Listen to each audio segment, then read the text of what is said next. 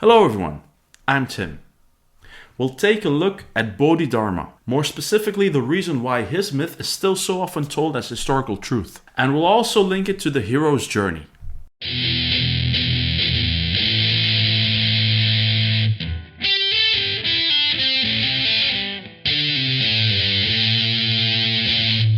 Bodhidharma is often named as the person who introduced martial arts in China. He was a Buddhist monk who lived during the 5th or 6th century and is credited as the transmitter of Buddhism to China. The legend goes that he also started the physical training of the Shaolin monks, effectively creating Shaolin Kung Fu. Now it's said he came to China from the West, meaning either Central Asia or India, and was described as Persian or South Indian and the son of a great Indian king.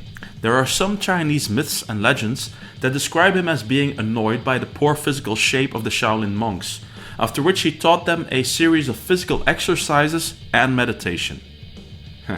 So, this myth of an Indian holy man teaching gymnastics to out-of-shape monks should lead us to believe that he was the catalyst that created Shaolin Kung Fu, and by extension many of the Japanese martial arts, including karate. I'm afraid it was never this simple. You see, there is no evidence of Bodhidharma ever teaching any martial arts to the Chinese monks, and there are very few clues that he even knew any martial arts at all. Fact is that the myth of Bodhidharma very often gets refuted. Even Funakoshi introduces his precepts by telling us karate did not develop from Buddhism or Confucianism, which could easily refer to a persistent myth of a foreign visitor to the Shaolin temple teaching the poor unhealthy monks some fighting moves. The development of martial arts in and around Shaolin was probably more a case of a long evolution of trial and error and a combination of several different fighting systems that could be based on the movements of animals or the most logical ways to defend oneself against many common acts of physical violence. Over the centuries, these evolved into the different unarmed and armed fighting systems